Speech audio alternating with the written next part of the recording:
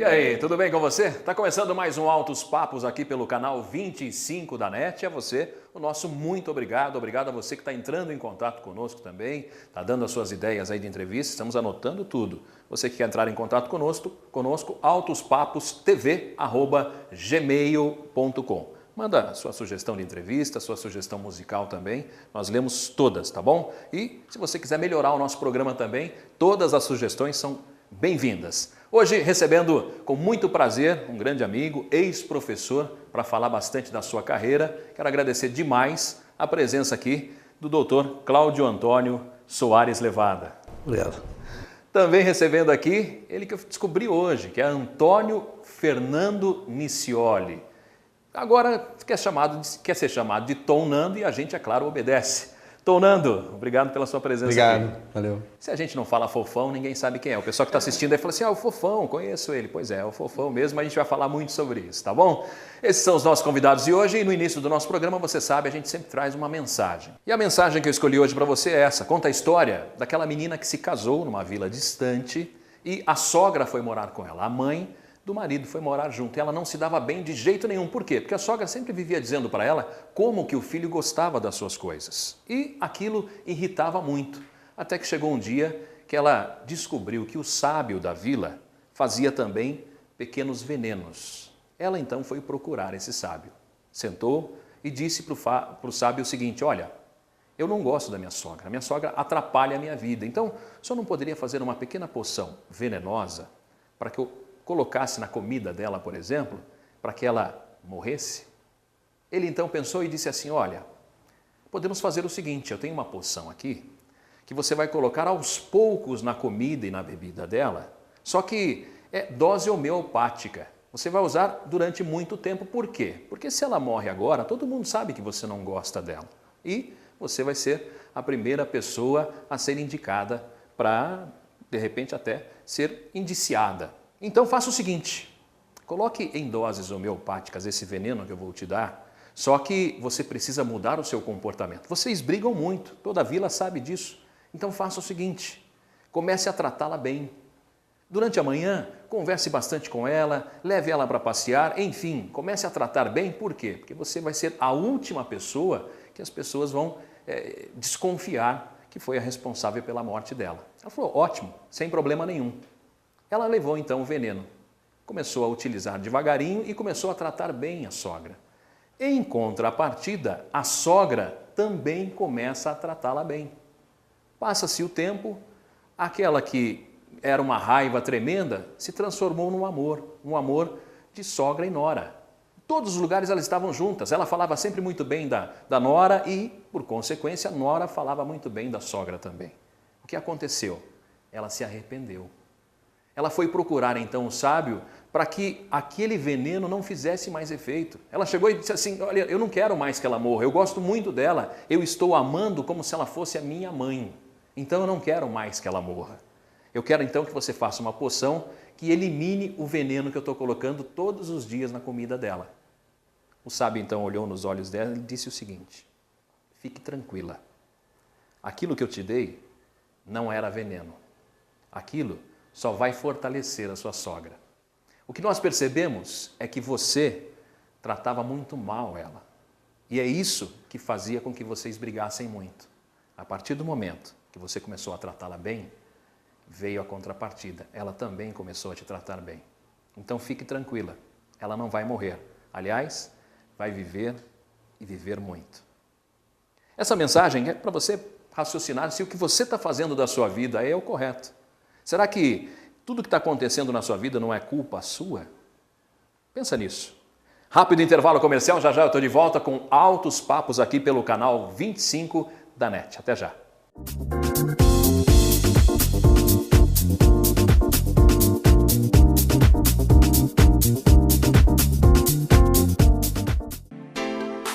Seja sócio do Sindicato dos Plásticos de Jundiaí.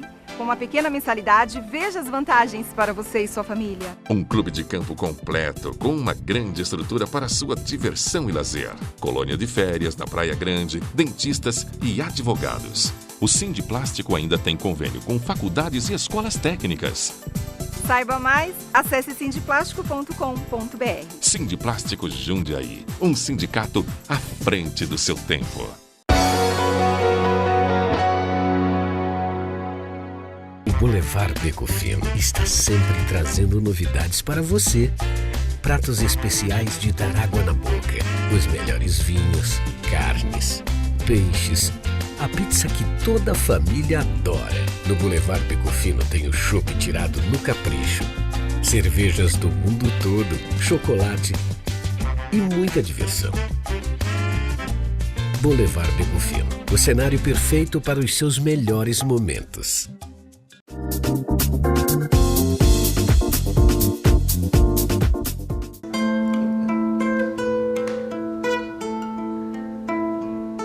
Pois é, ao som de Stairway to Heaven, a gente está de volta, né? Tonando, hein? Grande tonando a pedido do Dr. Cláudio Levada. Aliás, não é qualquer pessoa que pediu, não. Foi o Dr. Cláudio Levada, né? Estamos de volta com Altos Papos aqui pelo canal 25 da NET. A você que está assistindo inédito aos domingos, das 18 às 19 horas, o meu muito obrigado pela sua audiência, mas nós temos várias reprises, 3 vezes ao dia. 2 em horários alternativos e sempre 1 hora da manhã, horário fixo. Então, muito obrigado pela sua audiência. E ainda no meu canal no YouTube, Altos Papos com Robson Marcelo. Todos os programas estão lá. Então, a você que está assistindo em qualquer um desses canais, o meu muito obrigado pela sua audiência. E no início do nosso programa, eu sempre digo, as pessoas gostam muito dessas mensagens e dizem assim, como é que eu faço para conseguir, Robson, a mensagem? Então, eu sempre falo do meu livro, o livro que eu lancei, Lições de Vida, e esse livro eu doei para 4 entidades. Você pode comprar nessas entidades e você vai estar ajudando essas entidades. Os livros foram doados, não tem aquele negócio de parte da renda vai para a entidade. Não, a gente doa toda a renda para essa entidade. Então, são a Marati, a Bem-TV, a Pai de Jundiaí e a Casa Transitória de Várzea Paulista. Qualquer uma dessas entidades que você comprar o livro vai estar ajudando, pode ter certeza disso, tá bom? Vamos iniciar o nosso bate-papo então. Antes de mais nada, eu quero agradecer muito, foi difícil, mas ele conseguiu um espaço na agenda dele. Quero agradecer demais, mais uma vez, Dr. Cláudio Antônio Soares Levada. Soares português, Levada italiano. Conta um pouquinho de Jundiaí, Cláudio. Jundiaí, a família Levada, como a gente até conversava, tem 126 anos de Jundiaí, né? A família Levada veio da região do Vêneto, entre Treviso e Veneza, em outubro de 1888. Como é que é o nome da província lá? É o Vêneto, né? É o Vêneto. Mas, você falou da cidadezinha? Exato, a cidadezinha é Ponte de Piave. E Levada é um paese, um distrito, né? De Ponte de Piave. E você conheceu esse distrito? Né? Exatamente. Conta um pouquinho para o pessoal de casa. De repente tem alguém de lá, né? Muitos jundiaenses são do Vêneto, né? Acho que até a grande maioria. Eu estava em viagem numa cidadezinha de onde a família realmente veio, chamada Monastier. E eu colhia, naquele momento, eu estava colhendo terra da Itália para trazer para o meu filho Fábio. Ele havia pedido terra da Itália. Isso em frente à igreja de Monastier. Aparece o padre, claro que curioso com aquele sujeito, né, agachado, pegando terra da Itália. Eu converso com ele, com o meu italiano macarrônico, né? E eu sou oriundo de Levada, 9 quilômetros alla sinistra. Então ele mostra onde era Levada. 9 quilômetros dali onde você está. Exato, à esquerda. Existiu o distrito de Levada. O distrito de Levada. E fui até lá, e tem hoje tenho a foto, né, com a placa de Levada, que é realmente não é uma cidade, mas é um distrito da cidade de Ponte de Piave. Muito bacana. Você nasceu em Jundiaí? Você nasceu em Jundiaí. Nasci em Jundiaí.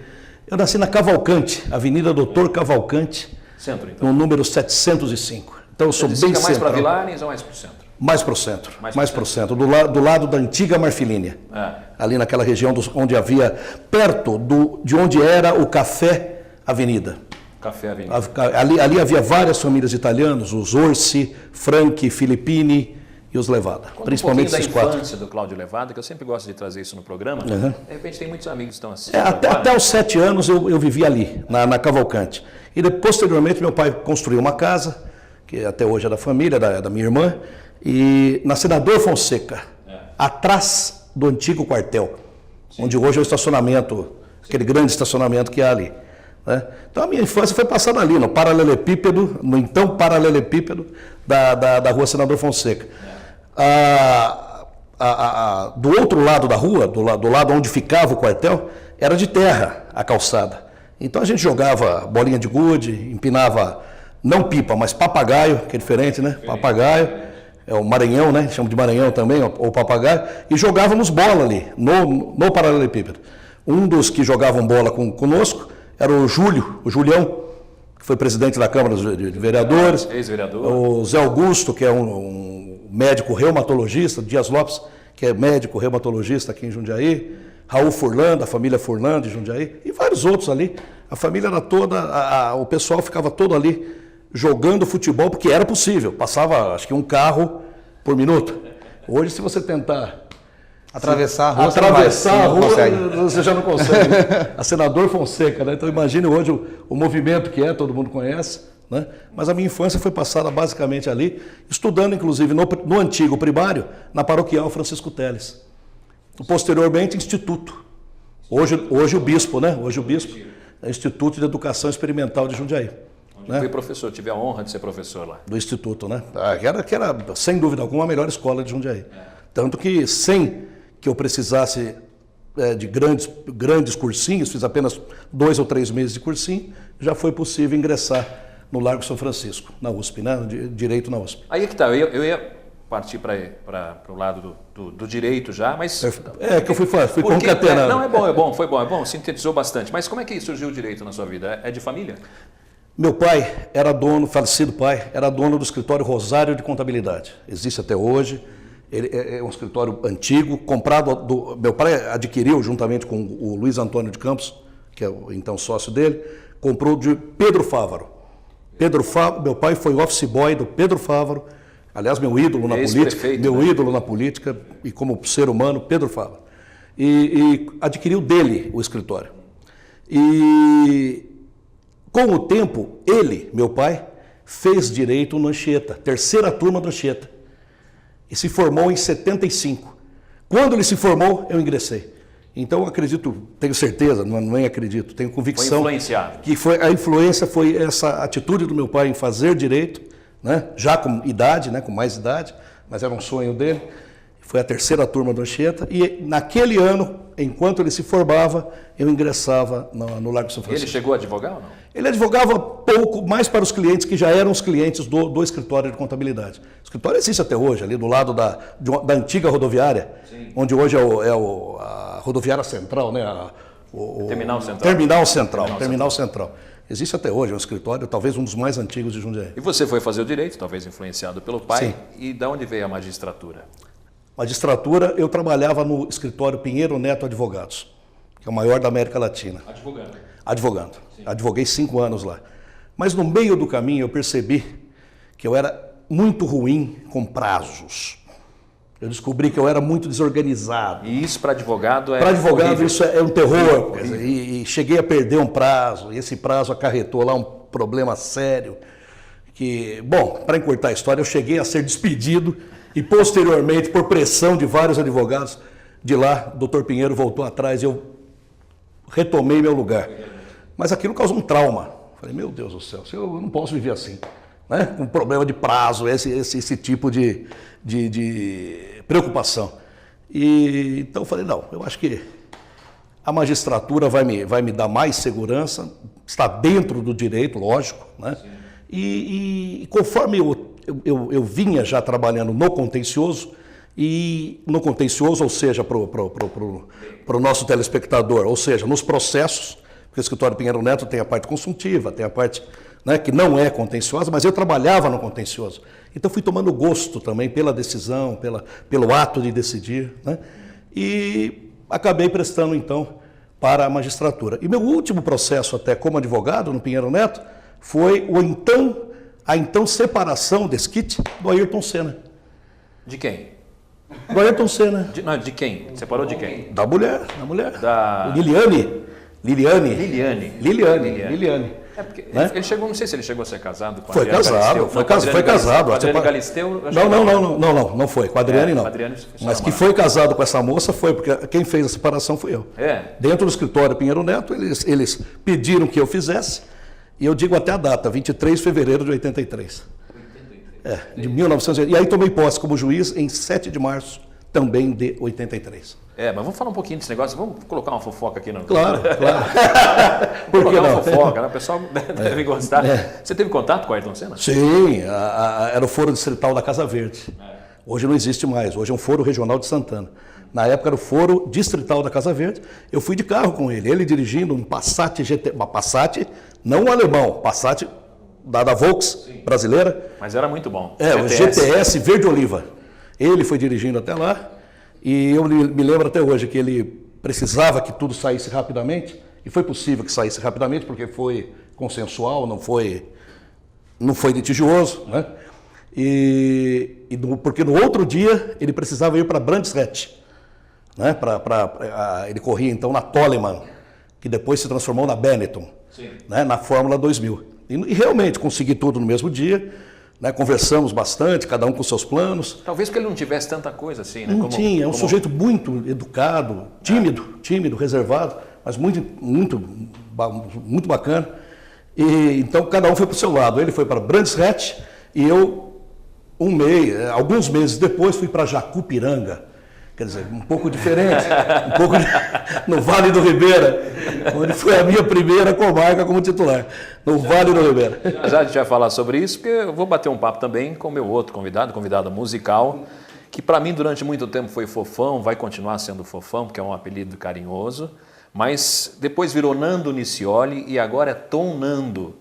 Eu já não sei como é que eu te chamo, Fofão. Fofão é em nome mais da nossa fácil. amizade, eu vou te chamar de Fofão. Tá ótimo. Conta um pouquinho disso aí. Você resolveu assumir, então, o tom de Antônio, é isso? Conta um pouquinho pro pessoal. Obrigado por aceitar o nosso convite, viu? Olha, eu que agradeço e tudo de bom aí para os telespectadores também. O lance é o seguinte, eu entrei fazer uma faculdade de eventos na FATEC, ano de 2011, e aí por causa da lista de chamada, meu nome é Antônio Fernando Nicioli, como você anunciou no começo do programa, né? E o lance da chamada ali, então Antônio, então amigos de classe começaram a me chamar de Antônio. Quase ninguém me conhecia como Fofão, porque eu tinha um monte de garotada mesmo, assim, de 18 anos, que estava fazendo a faculdade, e a minha história já é de 25 anos com música, então algumas pessoas não me conhecem, né? Não sabem quem sou eu. E aí Antônio daqui, Antônio dali, Antônio daqui, eu falei, puxa, eu acho que eu vou assumir esse negócio do Antônio como um Tom, né? E Tom o quê? Tom Nando, tá bom, Tom tem a ver com a música, Nando já usava Nando Nicioli, ficou Tom Nando, não tem nada de numerologia, essas coisas aí, não tem, não pôs nem o Tom Nandó com aquele H, né? Não pôs nada disso aí, só para assumir. Não é Jorge Benjor. Não vou nem Sandra de Sá, né? Foi só para assumir o Antônio mesmo. Fala um pouquinho do pessoal de casa, aí pro pessoal de casa. Conta um pouquinho, você nasceu em Jundiaí? É daqui? Nasceu em que bairro? Eu sou jundiaense, sou nascido na Ponte São João, um bairro tradicional também aqui da cidade. Quando eu nasci, meus pais moravam na Frederico Ozanam e logo depois que eu nasci foram para a Rua Carlos Gomes. Ali era uma casa da empresa que meu pai trabalhava e ele alugava essa casa para a gente morar. Que era uma casa que tinha um quintal enorme ali e tal. Depois virou Ancara, as casas de show. Aí, nesse quintalzão aí, meu pai criava galinha, porco, a gente tinha pomar, era uma coisa maravilhosa, assim, né? Meu pai é mineiro, descendente também de italianos, né? Só que meu avô veio da Sardenha, de uma outra região diferente do doutor, né? Então tinha aquela coisa do mineiro com o italiano, a gente vivia naquela coisa, aquela que guardava carne de porco na lata de gordura, aquela tradição muito louca, né? Lata de banha. Carioca. De banha. A marca era carioca. Mas muito legal. Não, a banha era do porco que meu pai mesmo matava, criava ali, derretia. Era uma história muito legal, assim, Você cresceu na Ponte São João, uma então? vida simples ali, E aí esse quintalzão serviu, assim, para então, de ver meus pais cozinhando, minha mãe, meu pai, eles mexiam muito com essa coisa da comida. E minha mãe sempre ouvindo um radinho, e eu, criança, montava umas latas, ficava batucando já, de criancinha, então era uma coisa já culinária, música, tudo veio nessa história da infância na Ponte São João, onde eu também brincava na Rua Carlos Gomes, que hoje você não consegue atravessar, brincava de mãe da rua, de bola, de queimada, era Bete, fazia de tudo, era uma história maravilhosa, né? Hoje não dá. Eu tenho filhos, né? A gente tem uma chácarinha lá onde a gente mora, enfim, eles têm ainda essa coisa de subir em árvore, de brincar com um pouco com estilingue e tal. Mas a maioria das crianças hoje não tem mais essa história de carrinho de rolemã, descer ribanceira com carrinho de rolemã, quase cortar o dedo fora, essa coisa assim. Foi uma infância muito legal. Ponte São João, então. Vamos fazer o seguinte, vamos encerrar esse bloco aqui. A gente está chegando, quando o papo é bom, passa muito rápido. Queria que você escolhesse uma música para encerrar esse bloco aqui. Uma música para encerrar esse bloco? É. Uma música que o Gil gravou com uma versão de Bob Marley e foi a música que eu ouvia na infância que me fez ser músico. Vamos lá, então. No woman no cry. No woman no cry. Bem que eu me lembro da gente sentado ali na grama do aterro sob o sol, observando hipócritas disfarçados rondando ao redor, amigos presos, amigos sumindo assim pra nunca mais. Tais recordações, retratos do mal em si, melhor é deixar pra trás. Cante comigo, não, não chore mais. Oi, oi, oi, oi, não, não chores mais. Menina, menina, não chore assim. Não, não, não, não chores mais. Altos Papos volta já.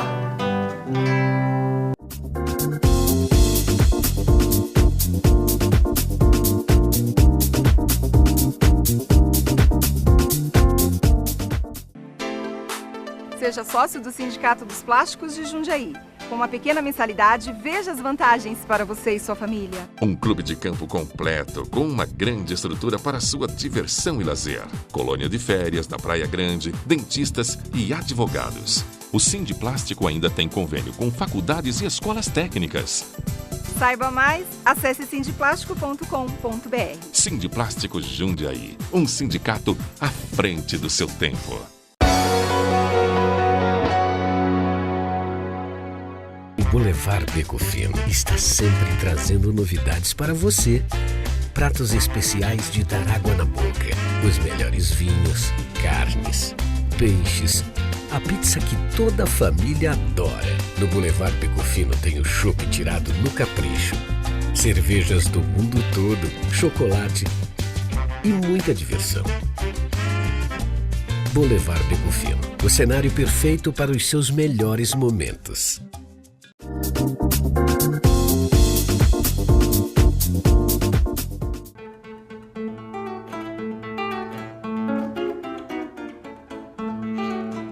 Pois é, já estamos de volta a Altos Papos aqui pelo canal 25 da NET. A você que está chegando agora, já perdeu o primeiro bloco, não há problema nenhum. Tem reprise, tem no canal no YouTube também. Fique à vontade de assistir, tá bom? Aliás, espalhe para todo mundo, porque o programa está muito bom, está muito gostoso. Hoje recebendo o Dr. Cláudio Antônio Soares Levada, Dr. Cláudio Levada, mais conhecido como Cláudio Levada, ou muita gente chamando de Levada, né? E também o Tonando, meu amigo Fofão, que você deve estar vendo. Ele falou, é o Fofão, conheço, né?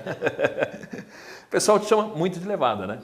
Levada. Não, É o mais comum. A gente parou no seu início da magistratura. Você foi o segundo mais jovem Do meu concurso. magistrado do seu concurso, é isso? 31 anos atrás, É.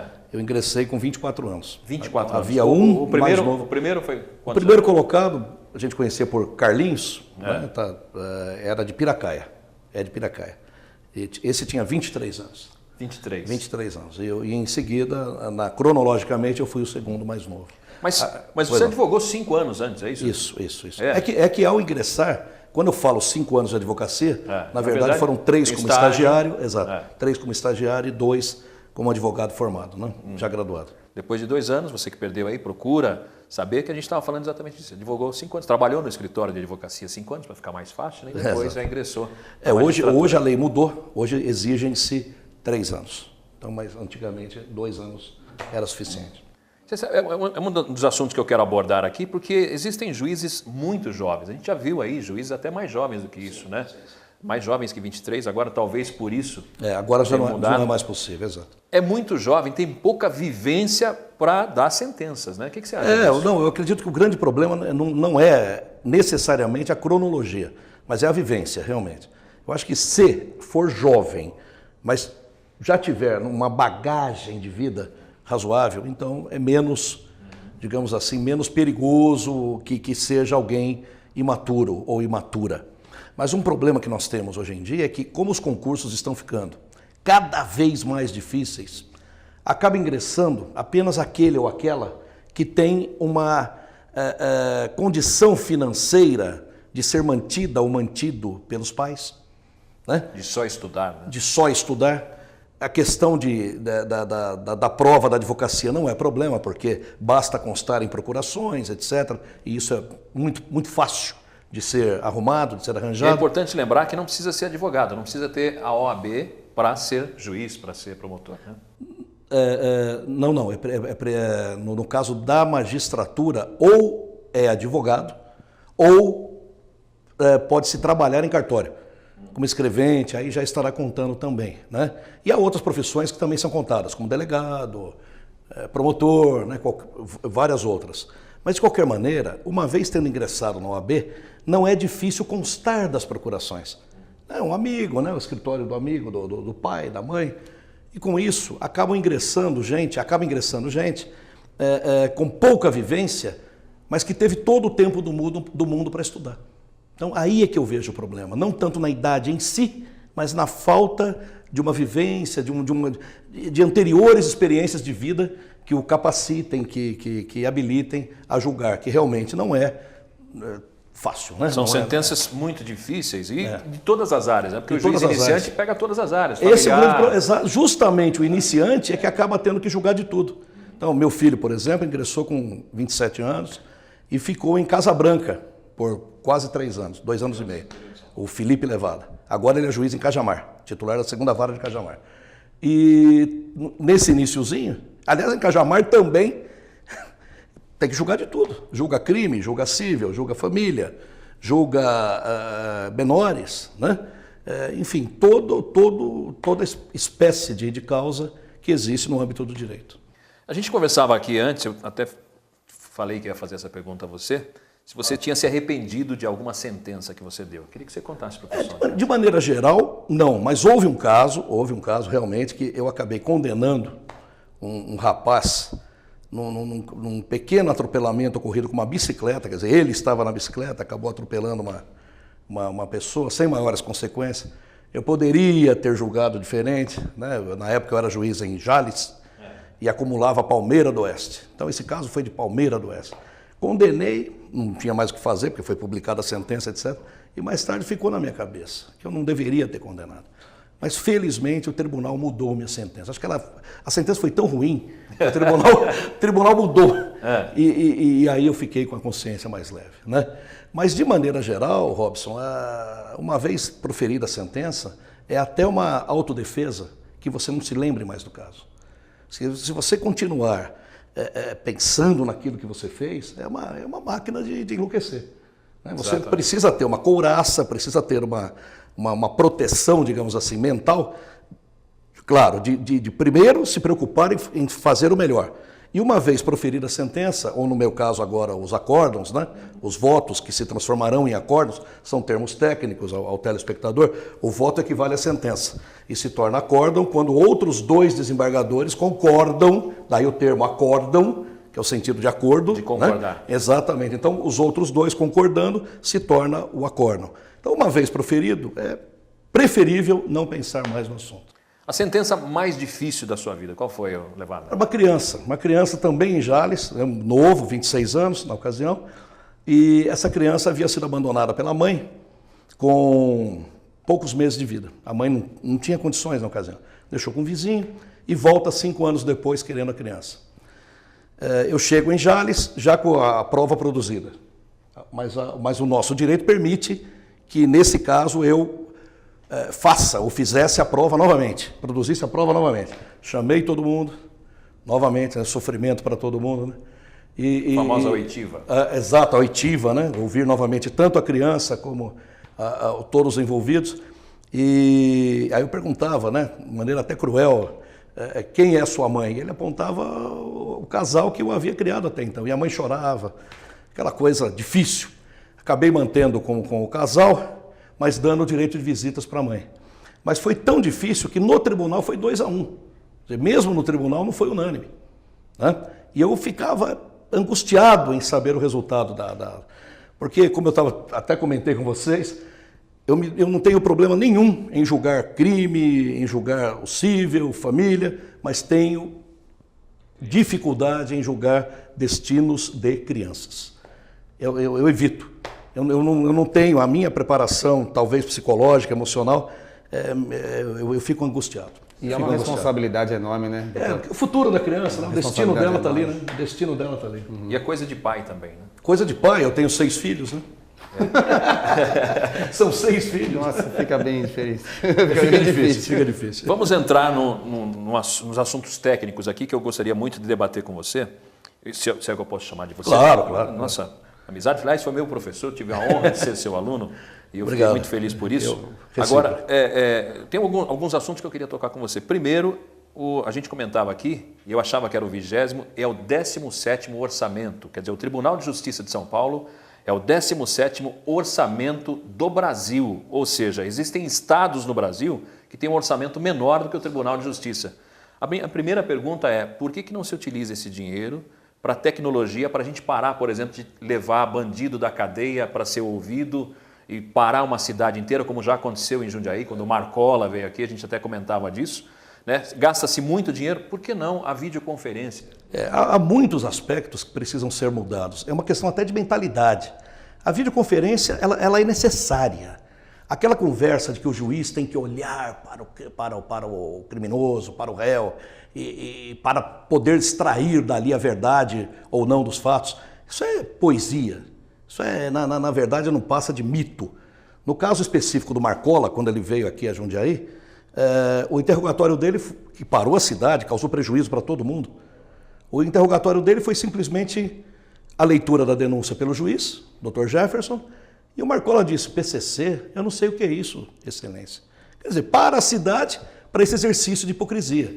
Então não é... Para ouvir um minuto. Para ouvir um minuto e negar de maneira peremptória, de maneira total, que tivesse qualquer coisa a ver com o PCC. Se tem ou não, veja, é questão do processo. Mas precisava ter parado a cidade para esse minuto, para ouvir isso, para esse minuto de interrogatório. Além disso, é preciso também mudar a mentalidade, tanto da advocacia como dos juízes, de escrever demais, falar demais, né? Sentenças de 10, 20 laudas, petições dos advogados de 30, 40 laudas. O nosso atual presidente jundiaense, Nalini, né, o José Renato Nalini, o Nalini tem feito uma campanha, inclusive no sentido de se conscientizar, que não é falando muito que você vai ganhar uma ação. Né? 5 laudas é mais do que suficiente em 90% dos casos. E 10 laudas serão suficientes nos 10% restantes. Quer dizer, mais do que isso é balela. É balela. E tem muito Ctrl-V, Ctrl-C também, né? Aquela história recorta no Google. Recorta, ainda mais hoje com a computação. Então você pega aquelas iniciais imensas, né? E muitas vezes o leigo, que é o cliente, fala, nossa, que beleza. E o juiz olha aquilo e sabe que tudo aquilo é desnecessário. E o advogado sabe que chama petição inicial. Exatamente para isso, que é para ter uma noção básica e depois sim, o processo vai sim. Sem dúvida, você sabe, você conhece lá do técnico, e aquilo é desnecessário. O juiz olha aquilo e sabe que daquelas 80 laudas, digamos, 70, 2, 3 interessam e nada mais. Então é preciso mudar a mentalidade, chega de papel, é preciso que tudo seja realmente digital e menos. É preciso um minimalismo nos processos. Mas isso só virá com a mudança de mentalidade. Vamos tocar aqui, a gente tocou no assunto de juiz e desembargador. Explica um pouquinho para o pessoal de casa. Aí o pessoal deve estar, porque o trabalho do juiz, o trabalho do desembargador, você até citou os acórdons, né? Claro. Explica bem sucinto, por favor. Então, para o nosso telespectador, o juiz é o julgador, é aquele que decide em primeira instância, é o juiz da comarca. É o juiz de Jundiaí, é o juiz de Campinas, é o juiz de Santos e assim por diante. Aquele que perde tem todo o direito de recorrer, né? É como na medicina, né? Você não gostou do primeiro diagnóstico, você vai num segundo médico, né? Terceiro, quarto, até ouvir aquilo que você quer. Né? Mais ou menos por aí, né? E no Poder Judiciário é a mesma coisa, você tem o direito de apelar, você tem o direito de recorrer. Ao recorrer, aquele seu recurso será decidido por 3 desembargadores. Então o desembargador é o juiz do tribunal, é o juiz que vai julgar, vai decidir em segunda instância. E em certas causas, nem todas, uma questão técnica, mas nem todas, haverá ainda uma terceira instância que será ou o Superior Tribunal de Justiça, ou o Supremo Tribunal Federal, ou o TST, que é o Tribunal Superior Trabalhista, ou ainda o TSE, nas causas eleitorais, o Tribunal Superior Eleitoral. Então, em certas causas, ainda haverá essa terceira instância. E se você tiver as costas quentes, existe ainda o embargo infringente. Mas isso é uma outra história, não vamos entrar nesse assunto, pelo amor de Deus. Vamos fazer o seguinte, vamos encerrar esse bloco. Nando, quero que você encerre esse bloco com música para a gente amenizar um pouquinho. O que você escolheu para terminar esse bloco? Eu escolhi uma canção do Isidoro chamada Madalena. Vamos lá, então.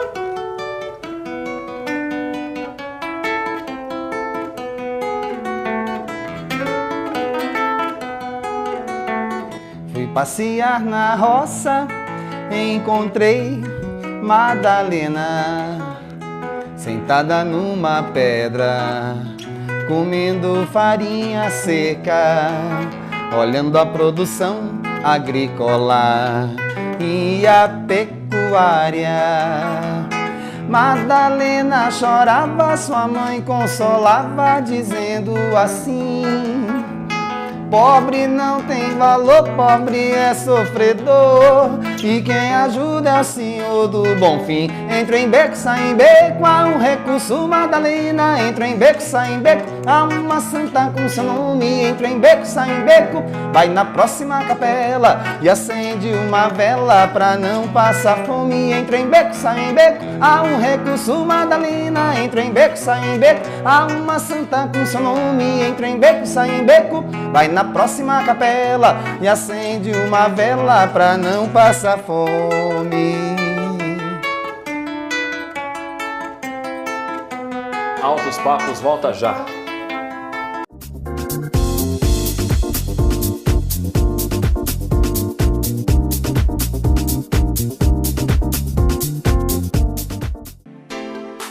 Seja sócio do Sindicato dos Plásticos de Jundiaí. Com uma pequena mensalidade, veja as vantagens para você e sua família. Um clube de campo completo, com uma grande estrutura para sua diversão e lazer. Colônia de férias na Praia Grande, dentistas e advogados. O Sindiplástico ainda tem convênio com faculdades e escolas técnicas.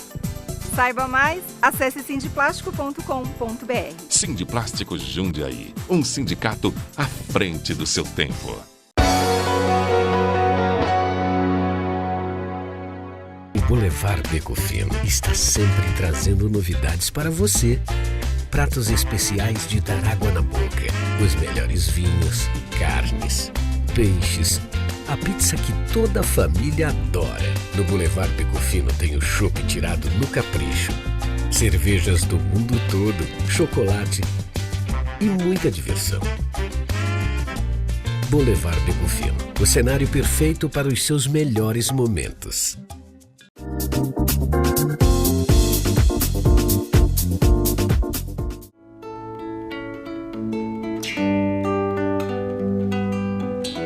Pois é, já estamos de volta, Altos Papos aqui pelo canal 25 da NET. E hoje, Altos Papos realmente recebendo o Dr. Cláudio Levada e ainda o Nando Nicioli, o Tom Nando, o Fofão que você está vendo aí.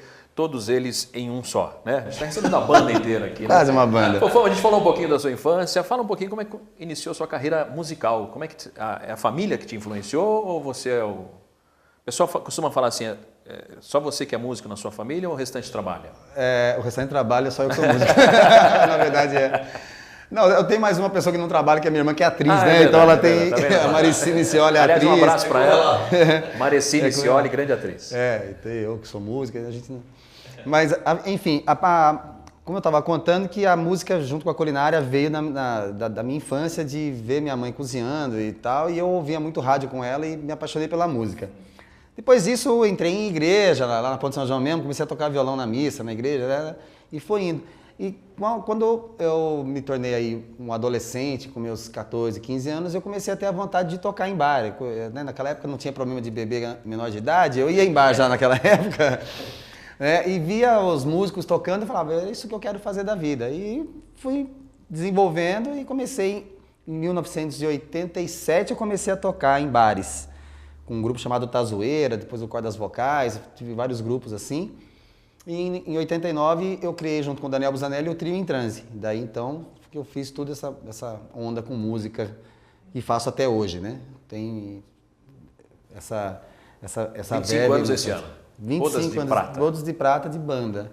Você chegou a tocar fora, inclusive, do Brasil, né? Sim, a gente tocou em São Martin, no Caribe, fomos tocar também na Espanha, em Barcelona, e fomos para Tailândia, onde nós ficamos 6 meses lá em 2003, fazendo um trabalho musical, levando a cultura brasileira lá para a Ásia. Então foi uma coisa bem legal, bem interessante. Seria mais interessante ficar 6 meses em São Martin, né?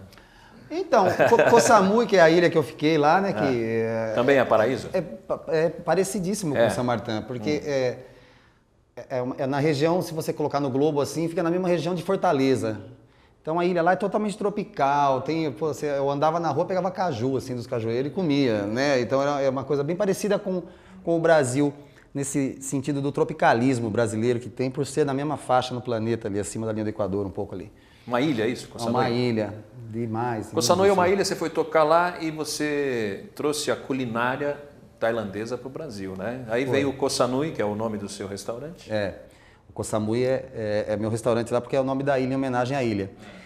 O que aconteceu? Eu cheguei lá e assim, eu até resisti um pouco em princípio em comer a comida tailandesa, porque sempre a ideia que você tem aqui de comida tailandesa é muito apimentada, é forte, você vai ter problema digestivo, tal. E eu resisti um pouco assim por alguns dias em comer, mas quando eu provei a comida tailandesa é uma das comidas melhores do mundo. Assim, a cozinha tailandesa ela é muito cultivada, muito aplaudida no mundo inteiro. Ela tem misturas muito legais do agridoce, da pimenta mesmo, a dosagem. Eles usam muito pimenta in natura. É uma coisa um pouco diferente do que se usa na Bahia, aqui, que é aquele óleo mais pimentado. Não, lá não. Lá se usa muito a pimenta in natura. Então, você sente o gosto da frutinha da pimenta. Você não sente só aquela coisa ardida. E as misturas, né? Eles misturam molho de tamarindo com camarão, põem molho de ostra com filé mignon. Então, muitos frutos do mar, né? Muitos frutos do mar. Na culinária do Sudeste, lá, que é essa ilha lá, então é muita coisa do frutos do mar. Já para o norte da Tailândia é mais coisa de caça, porco e tal, né? Que já é mais floresta, não é litoral. Então tem uma culinária enorme, diversificada, né? E como eu pirei com aquela comida, eu queria, quando voltasse ao Brasil, continuar comendo aquilo. E como eu não conhecia nenhum restaurante tailandês, né? Assim, quase nenhum, eu ganhei de presente do Daniel Busanelli um curso num instituto chamado Samui Institute of Thai Culinary Arts, que é em Koh Samui, então é um instituto famoso lá. E fiz um curso, tive contato com os principais ingredientes que se temperam essa comida. E aí comprei livros também, fui desenvolvendo e fui fazendo comida, fui comendo, né? Continuei comendo comida tailandesa mesmo depois de voltar ao Brasil. E em 2011 que apareceu a oportunidade do lugar que eu estou hoje, o Koh Samui, que é lá no 9 de julho, que é dentro de uma flora. E assim, o aspecto do lugar é muito parecido com os restaurantes que eu via na ilha, lá na Tailândia. Então apareceu essa oportunidade de Entre aspas, no meio do mato, é isso? É um meio de mato, porque lá na ilha, né, você ia nos restaurantezinhos assim, de pé na areia. Eu costumo dizer que no meu restaurante só falta aquele mar verde esmeralda da Tailândia em frente a ele. Seria bom. Mas seria ainda. Então, o lugar tem a ver, né, tem muito a ver com o tropicalismo daquela ilha. E eu coloquei a culinária tailandesa. E as pessoas de Jundiaí estão gostando, estão aprovando essa culinária. Porque é uma comida muito boa, muito rica, leve. Parece ser pesado, você fala, mignon, molho de ostra, nossa, eu vou ficar assim. Não fica, é uma comida leve. Mas a minha pergunta é a seguinte, você foi para lá, você foi tocar música brasileira lá? Fui. Como é que é isso? Que receptividade que eles tiveram lá? Na verdade, é assim, uma empresa que estava abrindo um restaurante, tipo de churrascaria de rodízio que tem aqui no Brasil, Eles colocaram um anúncio para um chefe de cozinha ir lá ensinar os tailandeses como fazia esse tipo de serviço. Aí um canadense que morava em Valinhos se candidatou, foi aprovado, pediram a ele uma banda. Ele dava aula de inglês com a prima do Daniel Busanelli, baterista, que falou para nós, estão procurando banda na Tailândia, manda material. Mandamos, fomos aprovados e fomos lá. Então, na verdade, nós tocávamos num restaurante desse tipo de churrascaria, só que lá eles serviam, era diferente daqui, eles serviam uns camarões pistola, assim, era uma coisa mais sofisticada do que essa churrascaria como a gente tem aqui, que é boa demais e tal, mas era uma coisa mais adaptada para aquele lado lá do mundo. E muitos turistas iam naquele lugar. Então a gente tocava para muito europeu, muito australiano, né? Gente da Europa para lá que costuma muito ir até a ilha. E era muito legal, porque quando chegavam europeus, as pessoas falavam, toca um Gilberto Gil, toca aí um Chico Buarque, toca Ivan Lins. Gosto muito de MPB, né? Gosto, toca Caetano, né? Pediam... Ninguém pedia Michel Teló, nada? Não tinha ainda na época. Ainda bem. Em 2003, o Michel Teló ainda estava começando a tocar na bandinha lá do baile dele. E assim, eles são conhecedores da música brasileira e alguns tailandeses também começaram a frequentar o restaurante para ouvir a nossa música. A gente tinha show de mulatas no meio da história, então era muito engraçado, porque as pessoas estavam comendo uma carne ali, chegava a mulata com aquele bundão bonitão assim, rebolava, e os caras comendo carne e olhando pra bunda da mulata. Errando a boca. Né? Errando a boca, né? Mas era interessante de ver. Levando o beliscão da mulher. As europeias branquelonas lá ficavam bravas lá de ver as mulatonas, né? A gente levou 2 mulatas super bonitas, que era Suzana Bombom e Márcia Furacão, né? Então os nomes já são sugestivos assim de você ver elas dançando, né? Se não der certo no samba, vai ser chacrete que já vai tem ser chacrete, fazer polidense. E assim, a cultura brasileira para a tailandesa é uma coisa bastante distante. Quando você globaliza, porque assim, tem lá a música pop da Tailândia, que você vai ouvir uma música que é uma reprodução da norte-americana, uma reprodução do pop europeu. A influência existe grande, porque Bangkok é uma cidade enorme, né, a capital da Tailândia, com muita gente do mundo inteiro, então a influência é muito grande. Mas quando você passa para uma coisa mais local, uma música popular tailandesa, e a gente mostrando a música popular brasileira, a distância era um pouco grande. Então parecia uma música muito estranha para eles, assim como a deles era para nós, né? Mas a receptividade foi muito legal, as pessoas gostaram. Eu fiz uma feijoada pro pessoal lá da Tailândia, eles ficaram impressionados assim, porque eles usam feijão preto para fazer doce com leite de coco. Eu cheguei lá e fiz o feijão preto junto com orelha de porco. Então eles olharam e falaram assim, não vou comer. Mas quando comeram acharam barato, né?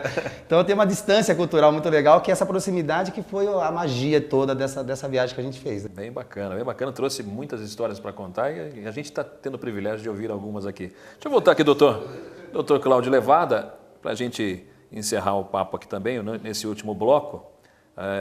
Até viajei junto com você, viu, Nanda? Estava se vendo. Preciso voltar. Estava se vendo ali, né? É uma coisa deliciosa. Vamos retomar o nosso assunto aqui, falando sobre os juízes, né? Eu falava aqui, em off, que os juízes eles têm decisões muito solitárias, né? O juiz leva o processo para casa, analisa e depois tem uma decisão muito solitária. E fiquei sabendo agora que foi aprovado um auxiliar, é isso? Conta um pouquinho como é que foi essa mudança. Um assessor, é isso? Na primeira Os desembargadores são 3? São 4 assessores, mais 2 escreventes. Então, hoje em dia, a estrutura do desembargador é uma estrutura melhor, um pouco melhor.